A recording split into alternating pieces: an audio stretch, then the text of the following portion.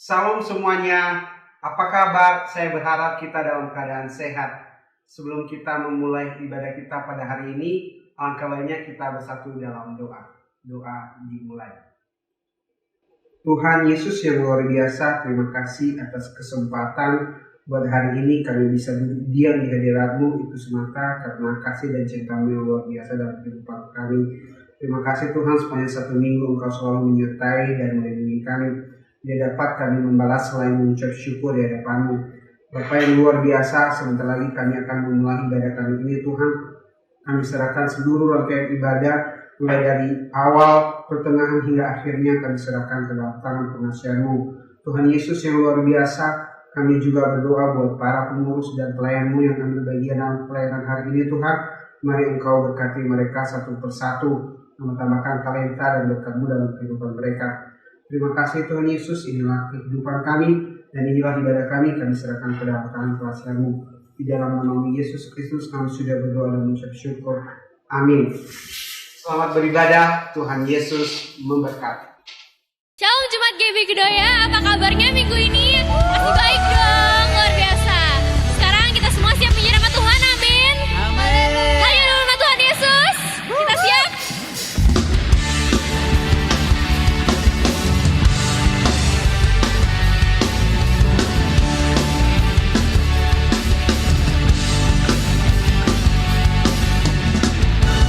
Firman terangi jalan,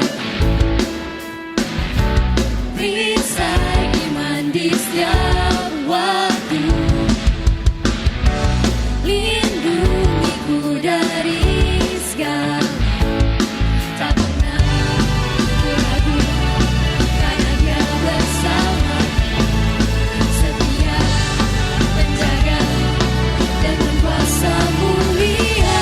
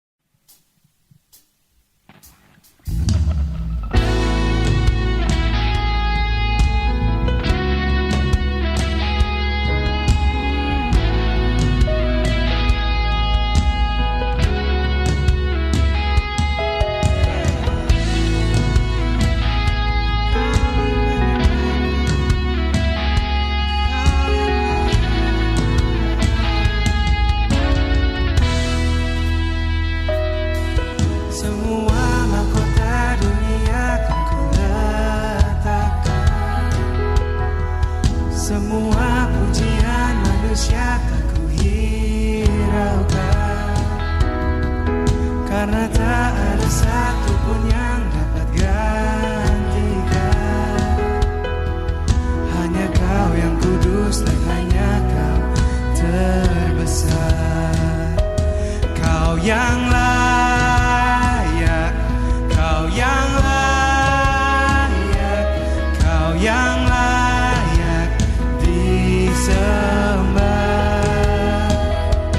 Kau yang layak, Kau yang layak, Kau yang layak disembah.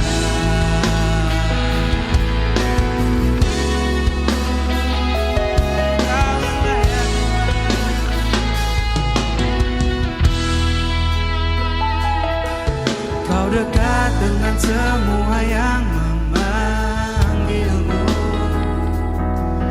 Betapa besar dan mulianya karyamu. Sungguh tak ada satupun yang dapat gantikan. Kini ku angkat tanganku dan ku bersorak. Kau yang layak, Kau yang layak, Kau yang layak disembah. Kau yang layak, Kau yang layak, Kau yang layak, Kau yang layak disembah. Kau yang layak, Kau yang layak, Kau yang layak, Kau yang layak disembah. Kau yang layak Tuhan, Kau yang layak, Kau yang layak, Kau yang layak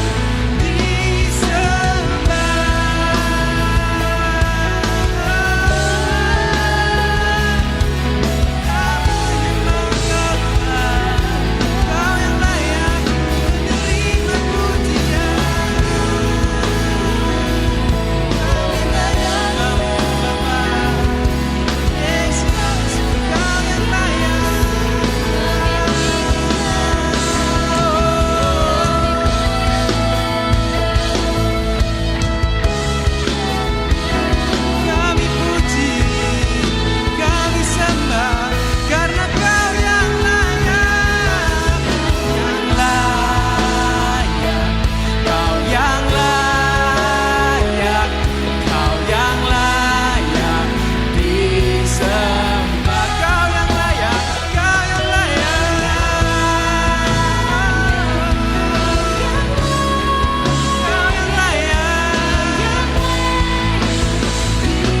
Kau yang layak, Kau yang layak, Kau yang layak, Kau yang layak disembah. Kau yang layak, Kau yang layak, Kau yang layak disembah.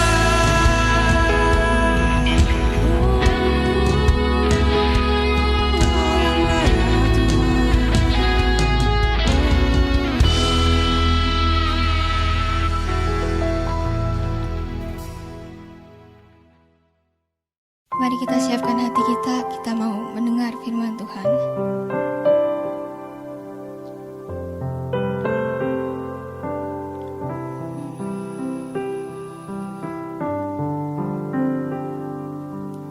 Bukan dengan kekuatanku ku dapat jalani hidupku, tanpa Tuhan yang di samping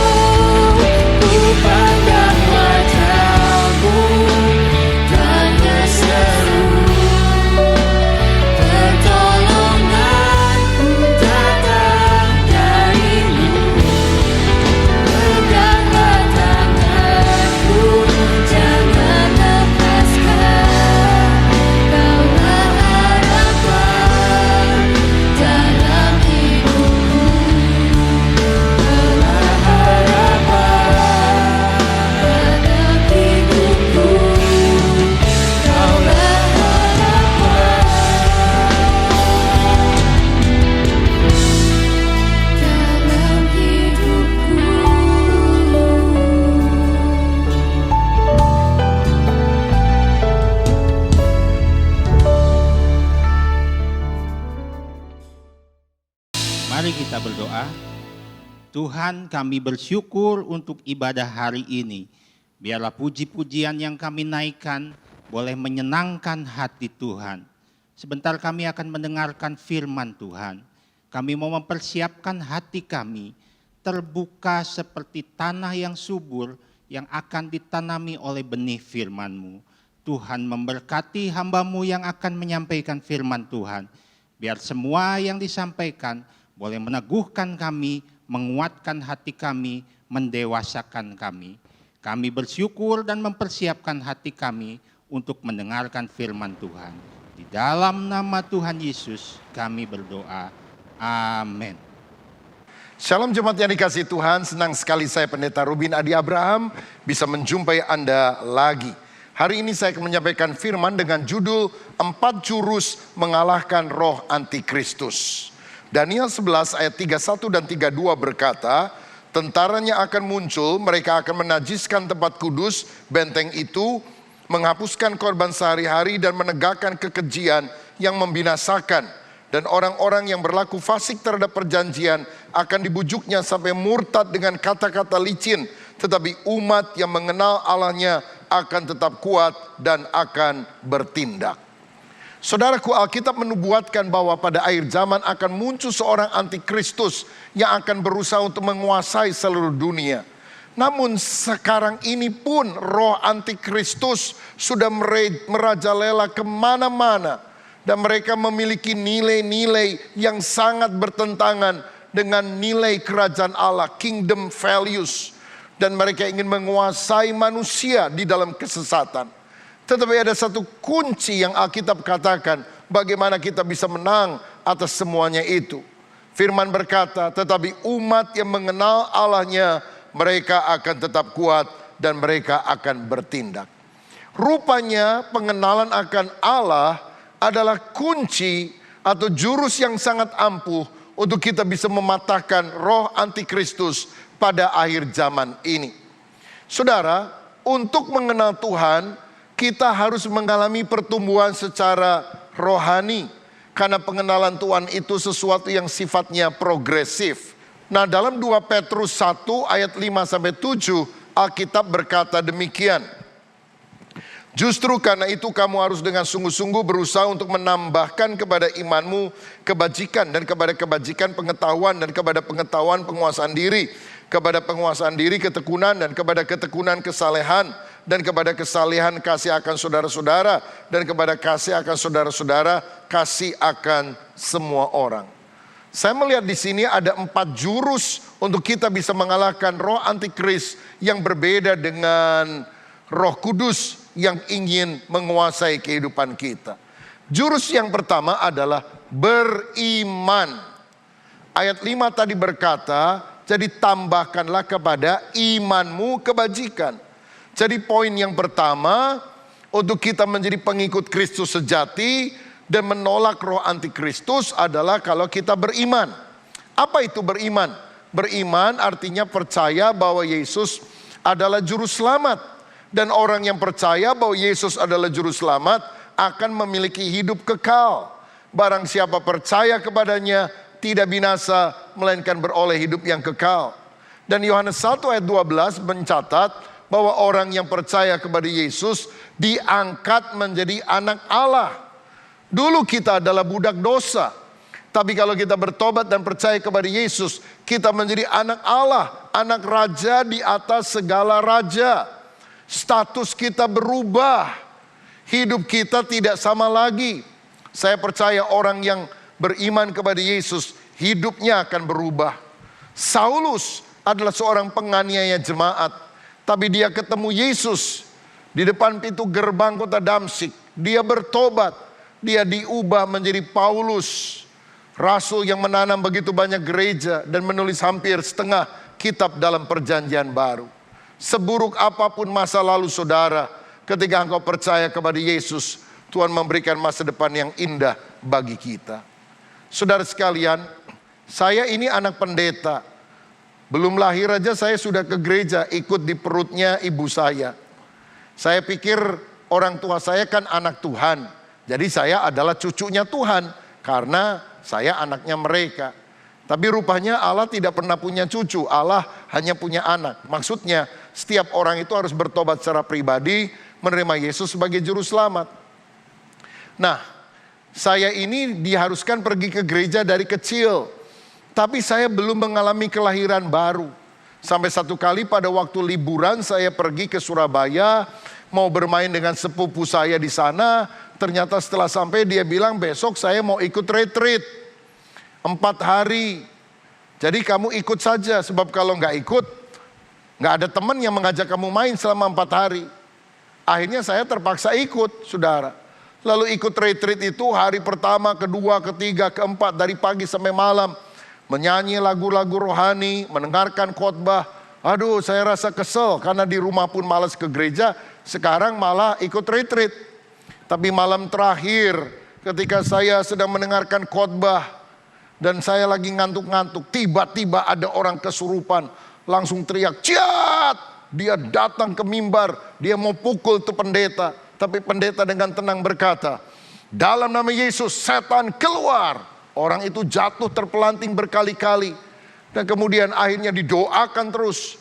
Setannya keluar dan orang itu dibebaskan. Pendeta tutup Alkitabnya dan dia bilang, "Saya tidak lanjutkan khotbah, tapi saya mau menantang saudara. Karena kuasa Yesus lebih hebat dari yang lain. Siapa yang mau bertobat, siapa yang mau percaya kepada dia." Hari itu saya baru melihat demonstrasi kuasa Allah dipertontonkan. Dan saya membuka hati. Saya mengundang Yesus masuk di dalam hati saya. Sejak itu saya beriman, saya menjadi anak Tuhan. Saudara, biar engkau bukan hanya pergi ke gereja, ketemu dengan pendeta, ketemu dengan saudara seiman yang lain. Tapi biar engkau ketemu dengan Yesus. Karena sejak saat itu hidup saya berubah. Saya menjadi manusia baru di dalam Tuhan. Tetapi langkah kedua, untuk kita menjadi orang yang lebih kokoh di dalam Tuhan dan menolak roh antikristus, setelah beriman kita harus berpengetahuan. Firman Tuhan tadi berkata, jadi tambahkanlah kepada imanmu kebajikan dan kepada kebajikan pengetahuan. Pengetahuan di sini tentunya bukan pengetahuan umum, matematika, fisika, kimia, alias mafia. Tapi pengetahuan akan firman. Sebab orang yang lahir baru, dia akan rindu firman bagaikan bayi yang rindu akan susu yang murni. 1 Petrus 2 ayat 2 berkata, "Dan jadilah sama seperti bayi yang baru lahir, yang selalu ingin akan air susu yang murni dan yang rohani, supaya olehnya kamu bertumbuh dan beroleh keselamatan." Setelah saya bertobat, saya juga rindu akan firman Tuhan. Saya beli Alkitab baru, saya baca setiap hari, saya garis bawahi ayat-ayat yang penting. Saya baca berulang-ulang dari Kejadian sampai Wahyu. Dan saya punya moto, no Bible, no breakfast. Tidak baca Alkitab, nggak sarapan pagi. No Bible, no bread. No Bible, no super me. Saudara sekalian, kita harus mengisi dengan makanan rohani lebih dulu sebelum mengisi dengan makanan jasmani. Sebelum saya lahir baru, saya sudah disuruh tiap hari baca Alkitab oleh ayah saya. Kalau nggak mau baca Alkitab, nggak boleh makan pagi. Di samping Alkitab disediakan rotan.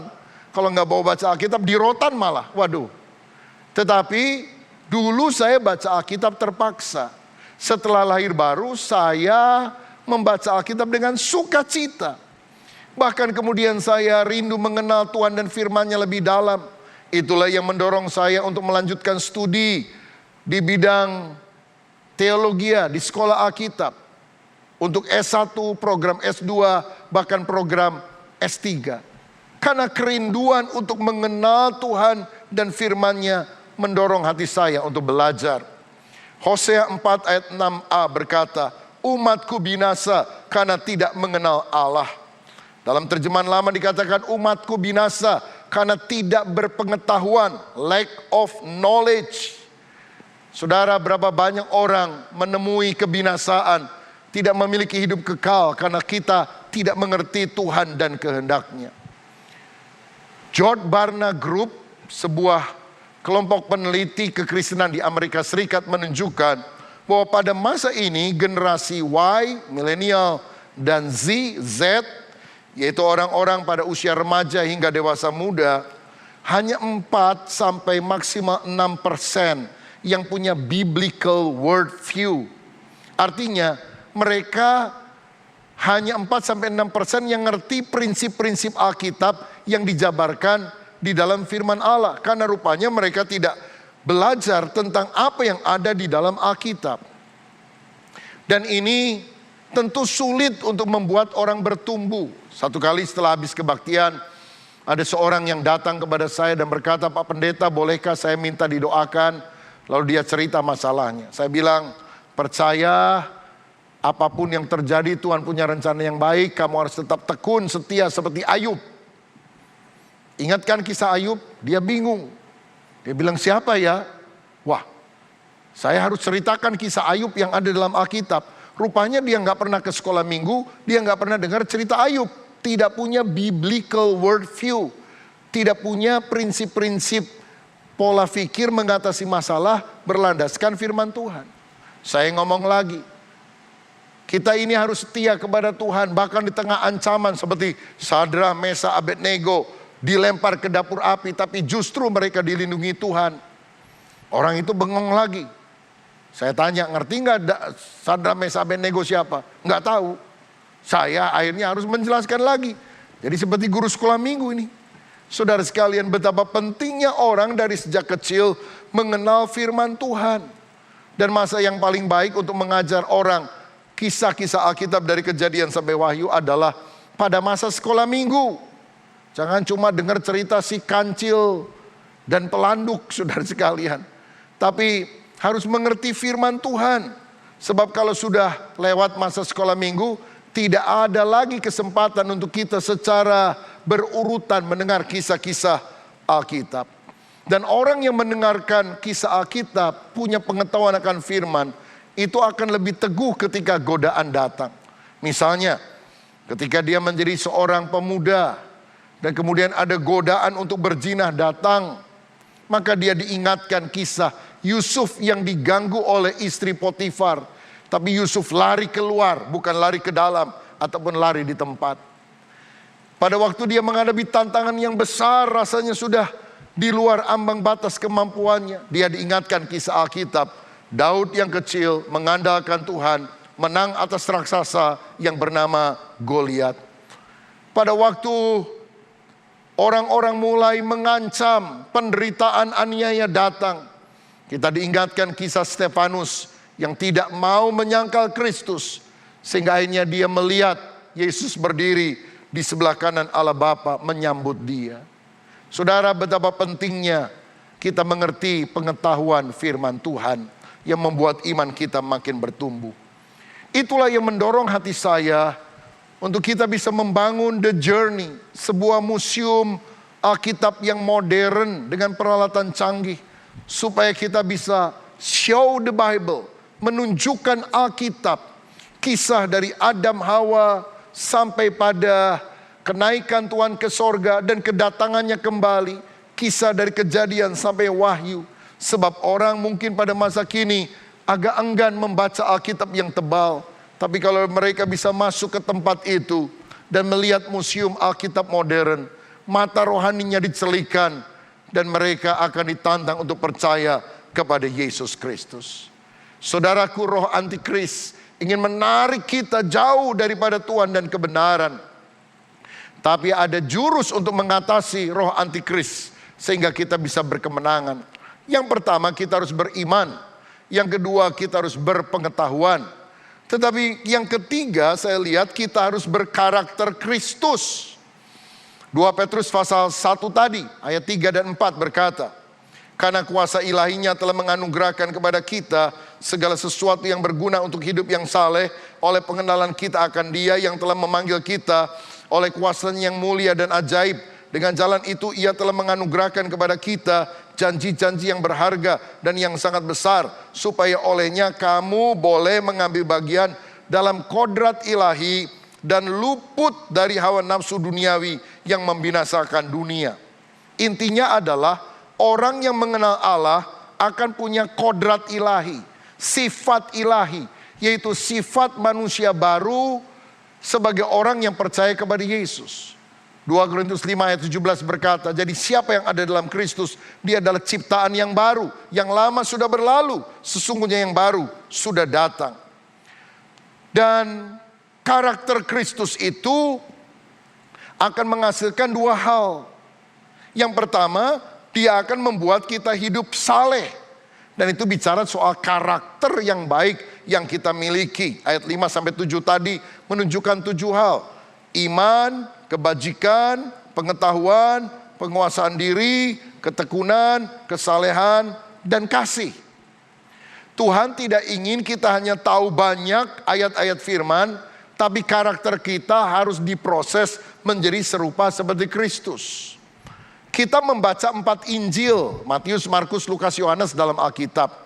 Tapi orang dunia yang belum kenal Tuhan membaca Injil kelima, yaitu sikap dan tingkah laku kita. Karena kita ini ibarat surat Kristus yang terbuka yang bisa dibaca setiap orang.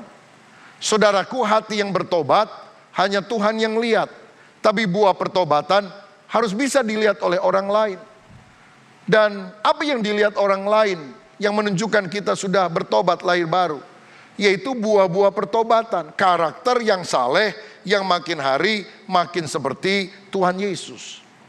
Tetapi saudara sekalian, yang kedua, kita juga selain hidup saleh akan luput dari hawa nafsu duniawi. Yang pertama berkaitan dengan karakter seperti Kristus. Yang kedua bicara soal moralitas yang tinggi. Sehingga kita bisa menang atas godaan hawa nafsu dunia yang menyengsatkan kehidupan kita. Dan kita bisa berkemenangan mengatasi segala nafsu lewat kuasa firman yang kita baca. Dan Roh Kudus yang memberikan power, kemampuan untuk kita taat akan kebenaran firman. Misalnya waktu orang lain menjelek-jelekan kita, kita mau balas, firman mengingatkan kita, kasihlah musuhmu, berdoalah untuk orang yang menganiaya kamu. Kita gak mampu, tapi waktu kita doa, Roh Kudus memberikan kasih ilahinya dalam kehidupan kita. Sehingga kita bisa berkata seperti Yesus, Bapa ampunilah mereka, mereka tidak tahu apa yang mereka perbuat. Saudara, orang-orang yang dekat dengan Tuhan, seperti Daniel, digoda untuk kompromi dengan dosa, tapi dia menjaga integritasnya, karena dia punya karakter yang ilahi. Godaan moralitas, pornografi, perzinahan, dan hal-hal yang bertentangan dengan firman, makin nyata hari-hari ini. Bahkan dunia makin menerima LGBT, pernikahan sesama jenis, laki-laki dengan pria, perempuan dengan wanita. Dan kalau mereka nikah sesama jenis, mereka mengadopsi anak, karena nggak mungkin mereka punya anak kan. Lalu anaknya kan bisa bingung, mana papanya, mana mamanya. Jadi mereka mengusulkan sebutan untuk orang yang menikah secara sejenis dan kemudian mengadopsi anak, bukan mom and dad, tapi parent one and parent two. Orang tua satu, orang tua dua. Apa enggak gila dunia ini saudara sekalian? Tapi kita bisa mengalahkan roh antikristus dengan cara apa? Berkarakter Kristus. Kita memiliki kehidupan yang saleh dan moralitas yang tinggi. Dan yang terakhir, yang keempat, bagaimana supaya kita bisa mengatasi roh antikristus? Jurus yang keempat, selain beriman, berpengetahuan, berkarakter Kristus, kita juga harus berguna. 2 Petrus 1 ayat 8 berkata, sebab apabila semuanya itu ada padamu, dengan berlimpah-limpah kamu akan dibuatnya menjadi giat, useful dalam bahasa Inggris, atau berguna, dan berhasil, fruitful, berbuah, produktif dalam pengenalanmu akan Yesus Kristus Tuhan kita. Saya melihat di sini orang yang tidak mengenal Tuhan, hidupnya tanpa arah, buang-buang waktu, buang-buang talenta, hidupnya sia-sia. Lihat banyak artis muda di Korea Selatan, kaya raya, populer, hebat, tapi mati bunuh diri. Kenapa? Dia tidak tahu destiny hidupnya. Untuk apa Tuhan menciptakan dia? Hidupnya tidak useful dan tidak fruitful. Sehingga akibatnya roh antikris mencengkram mereka, iblis membisiki mereka, sehingga mereka bunuh diri dan masuk neraka. Saudara, betapa menyedihkannya. Sebelum saya lahir baru, hidup saya juga tidak berguna bagi kerajaan sorga. Saya lebih banyak main games di tempat-tempat orang menyewakannya, sering nonton bioskop. Walaupun kadang-kadang filmnya tidak terlalu menarik, hanya untuk mengisi waktu saja. Dan kalau kesel sebelum filmnya bubar, saya keluar duluan. Saya bisa nyanyi-nyanyi sampai larut malam sama teman-teman sekampung, saudara sekalian. Bahkan pernah pergi keluar kota ngamen sama teman-teman 5-6 orang. Bukan karena mau cari duit, saudara sekalian. Tapi ya mengisi waktu saja. Tapi saya sadar setelah saya terima Yesus, waktu sangat terbatas, hidup tidak boleh disia-siakan. Saya mulai melayani Tuhan. Saya menjadi guru sekolah minggu. Saya mulai bermain musik di gereja. Saya membantu orang untuk mencetak warta jemaat, majalah gereja. Saya mulai memimpin puji-pujian di kelompok kecil. Saya mulai membawa renungan firman khotbah pada saat saya berusia 16 tahun. Ketika saya berumur 21 tahun, waktu itu saya sekolah Alkitab di Jakarta. Saya diminta memimpin puji-pujian di Gelora Bung Karno, Stadion Utama Senayan, Jakarta. Kira-kira 50.000 orang setiap malam yang hadir dalam ibadah KKR tersebut. Dan tahun depannya setelah Kasih Melanda Jakarta, saya juga memimpin pujian dalam KKR Kasih Melanda Indonesia yang dihadiri oleh lebih banyak orang. Saudara sekalian, hidup saya berguna. Walaupun saya tidak punya banyak pengalaman, tapi saya mau melakukan apa saja yang Tuhan perintahkan. Saya mulai berkhotbah usia 16 tahun di kelompok-kelompok kecil, lalu kelompok yang lebih besar. Lalu saya mulai keliling pelayanan ke desa-desa. Tuhan membuka kesempatan saya mulai khotbah di kota-kota, dari satu pulau ke pulau yang lain. Kemudian saya juga diundang pergi ke luar negeri dan memberitakan Injil sampai hari ini. Pada masa muda saya, Tuhan mempercayakan saya menjadi pemimpin kegerakan anak-anak muda di Jawa Barat. Dan kemudian saya diminta untuk menjadi Ketua Departemen Pemuda dan Anak dari Sinode Gereja Bethel Indonesia. Dan selama 2 periode saya mendorong anak-anak muda di mana-mana untuk lebih mengasihi Tuhan Yesus Kristus. Ketika saya berusia 30 tahun, saya mulai apa yang disebut sebagai estetik karisma pada masa kini. Melatih anak-anak muda untuk berpengetahuan firman, bisa melayani dan menyebarkan Injil kemana-mana. Ribuan orang sudah belajar di estetik karisma dan menjadi hamba-hamba Tuhan. Saudara, kalau kita sungguh mengenal Kristus, hidup kita bermanfaat untuk kerajaan Allah. Tuhan mempercayakan saya menjadi gembala, baik di Bandung, Jakarta, dan tempat yang lain. Bahkan Tuhan pada masa kini mempercayakan saya, orang yang sederhana dan penuh dengan kekurangan ini, menjadi ketua umum dari Sinode Gereja Bethel Indonesia, salah satu gereja terbesar yang ada di negara kita Indonesia, dan juga ada di 27 negara di dunia. Saudara, saya percaya hidup yang sia-sia akan diubah ketika kita ketemu dengan Yesus. Jangan cari jabatan, jangan cari kedudukan, layani saja Tuhan dengan tulus. Jangan melayani untuk cari hidup, tapi hiduplah untuk melayani Tuhan. Maka Tuhan akan membuka jalan. Beritakanlah Injil kepada rekan-rekanmu yang lain. Tuntaskanlah amanat agung Tuhan Yesus Kristus. Dan saya percaya waktu Dia datang, kalau kita melayani dengan rajin, dengan tulus, Dia akan berkata, baik sekali perbuatanmu, hai hambaku. Saudara, inilah 4 jurus untuk kita mengalahkan si antikristus. Dan ini juga merupakan 4 ciri dari orang yang sudah lahir baru, yaitu beriman, berpengetahuan, berkarakter Kristus, dan berguna untuk kerajaan Allah dan juga untuk sesama manusia.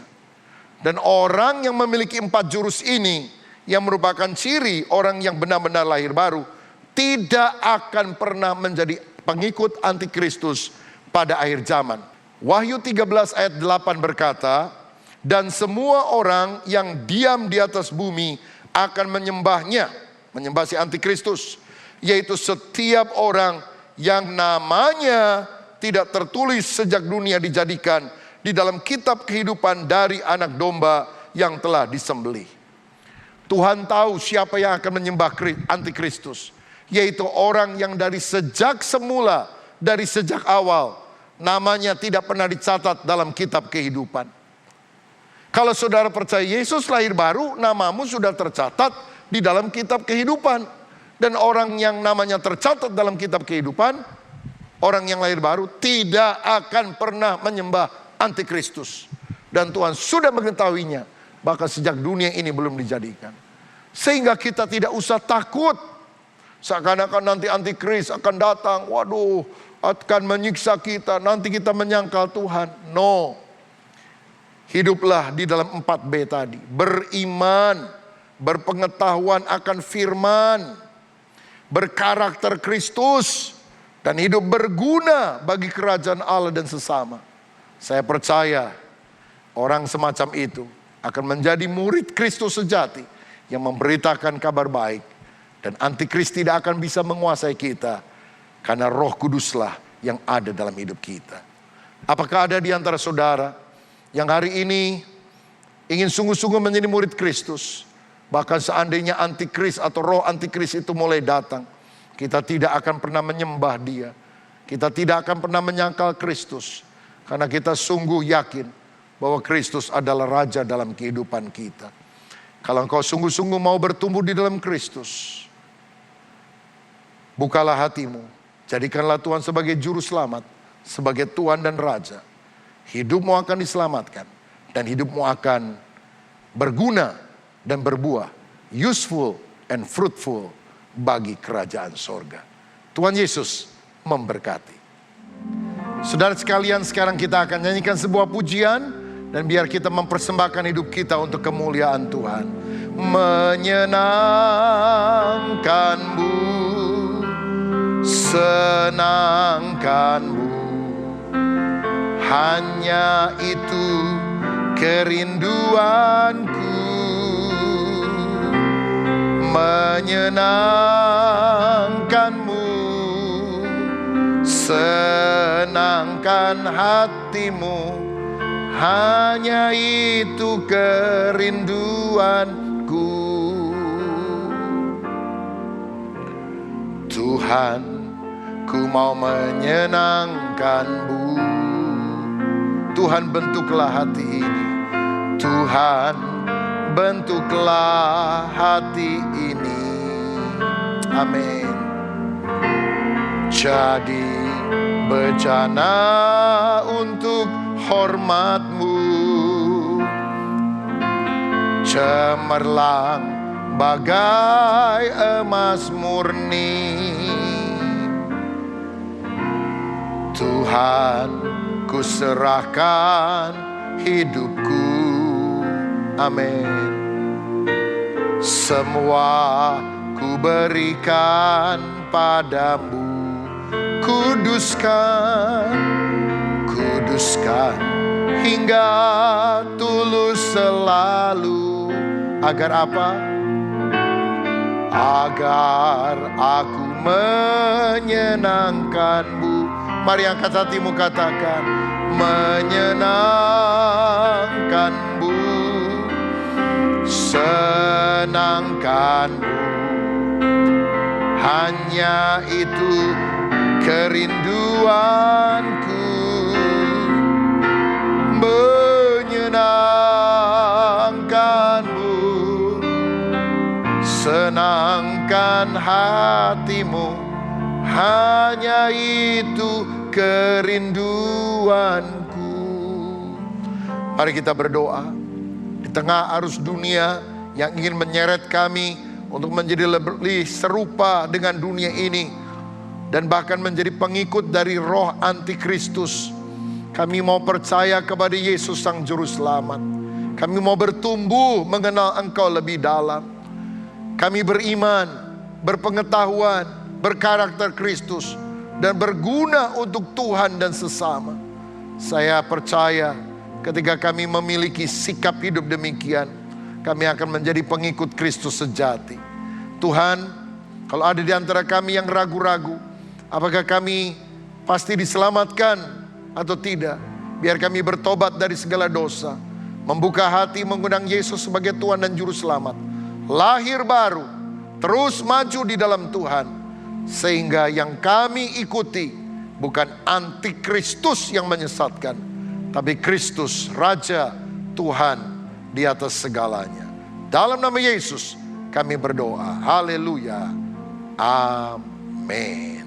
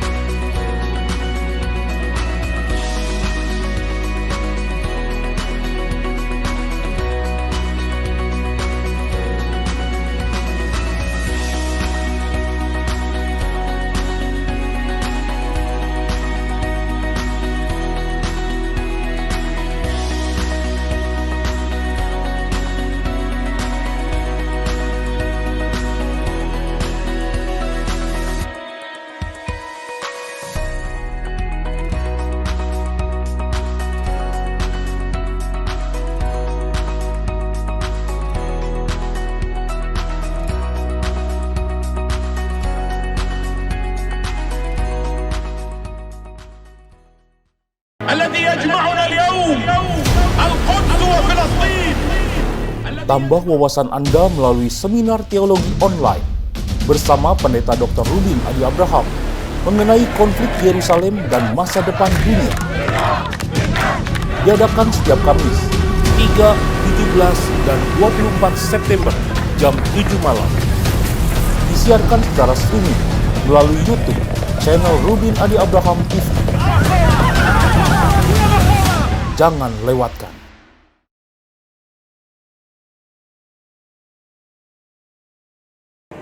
Sebelum kita berpisah, mari kita bersatu dalam doa. Terima kasih Tuhan Yesus, kami mengucap syukur buat pada hari ini Tuhan, di mana kami telah mendengarkan sebagian dari firman-Mu Tuhan Yesus. Semoga apa yang telah kami dengar Tuhan pada hari ini dapat kami terapkan, dapat kami laksanakan dalam kehidupan kami masing-masing. Terima kasih Bapa, terima kasih Tuhan Yesus. Tuhan Yesus, kami juga berdoa buat hamba-Mu yang telah menyampaikan isi hati-Mu pada hari ini Tuhan. Engkau berkati dia Tuhan, Engkau berkati keluarganya, Engkau berkati pelayanannya Tuhan, dimanapun dia berada Tuhan, setiap hari Engkau lindungi. Kami yakin dan percaya Tuhan, kuasa-Mu mengalir dalam kehidupannya Tuhan. Terima kasih Bapa, terima kasih Tuhan Yesus. Kami juga berdoa Tuhan buat para gembala kami Tuhan di tempat ini, mulai dari Om Julius, Pak Rubin, Pak Suwito, Pak Suwanta Tuhan, dan seluruh jajaran anggota yang mengambil bagian dalam di gereja ini Tuhan Yesus. Engkau berkati mereka satu persatu Tuhan Yesus. Engkau berkati mereka, keluarga mereka Tuhan, di mana juga mereka berada setiap hari Tuhan. Engkau lindungi Tuhan Yesus. Kami juga yakin dan percaya kuasa-Mu mengalir dalam kehidupan mereka Tuhan. Terima kasih Bapak, terima kasih Tuhan Yesus. Kami juga berdoa buat bangsa dan negara kami Tuhan. Engkau berkati bangsa kami Tuhan. Engkau berkati para pemimpin kami Tuhan, mulai dari Bapak Presiden, Wakil Presiden, dan seluruh jajaran yang paling bawah, maupun lapisan seluruh masyarakat Tuhan. Engkau berkati Tuhan Yesus Kristus. Terima kasih Tuhan, terima kasih Bapak. Tak lupa juga Tuhan, pada saat ini kami berdoa Tuhan, di mana bangsa kami dilanda suatu masalah Tuhan, yaitu virus corona Tuhan. Engkau berikan pemulihan Tuhan bagi bangsa kami Tuhan. Engkau berikan kesembuhan bagi seluruh yang kena dampaknya Tuhan Yesus Kristus. Terima kasih Tuhan, terima kasih Bapa. Kami juga tak lupa berdoa buat keluarga kami masing-masing Tuhan. Engkau berkati Tuhan, Engkau lindungi dimanapun keluarga kami berada setiap hari Tuhan. Jika mereka dalam keadaan sakit, Engkau berikan kesembuhan Tuhan. Jika dalam keadaan suatu pergumulan Tuhan, Engkau beri kelegaan Tuhan. Engkau membukakan jalan Tuhan bagi mereka Tuhan Yesus Kristus. Terima kasih Tuhan, terima kasih Bapa. Dan sebelum kami mengakhiri ibadah kami pada hari ini Tuhan, kami rindu menerima berkat dari Engkau. Saudaraku, di akhir ibadah ini saya mengajak kita semua mengangkat tangan kita supaya berkat Tuhan menyertai hidup saudara dan saya. Biar berkat daripada Allah Bapa, kasih daripada Tuhan Yesus Kristus, persekutuan dan penghiburan Roh-Nya yang kudus, biar itu tinggal di dalam setiap kehidupan saudara dan saya. Percayalah, mari kita tetap menjalani hidup ini bersama dengan Tuhan, bekerja bersama dengan Tuhan.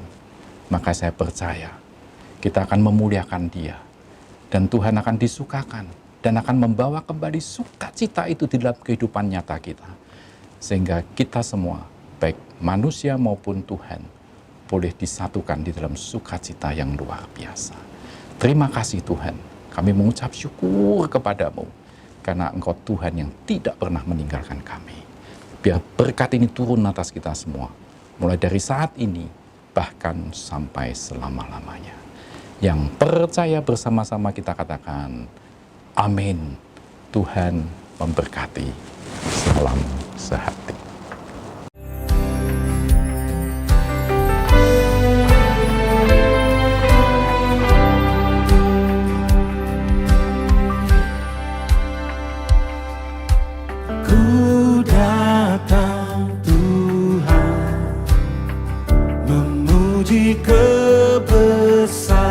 Kebesaran-Mu dengan segenap hati, tubuh jiwa rohku, dan ku menyembah-Mu. Bagimu segala pujian, bagimu segala kehormatan, bagimu segala pengagungan, kemuliaan, bagimu ya Tuhan.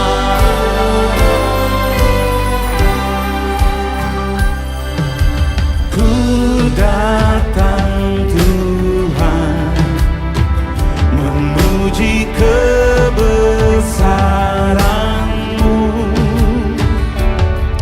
dengan segenap hati, tubuh jiwa rohku, dan ku menyembah-Mu. Bagimu segala pujian,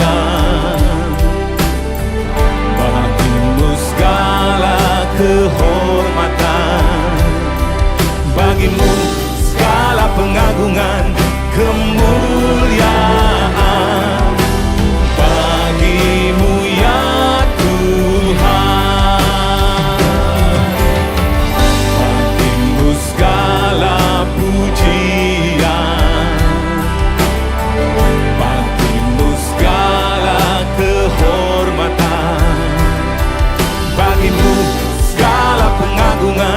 kemuliaan bagimu ya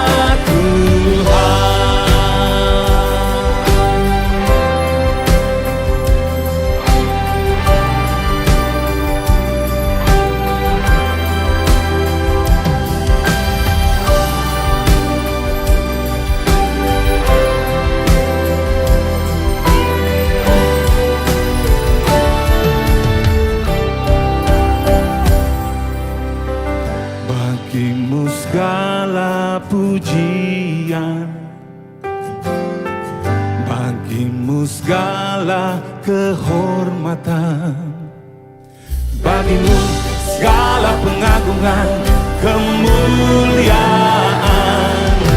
bagimu ya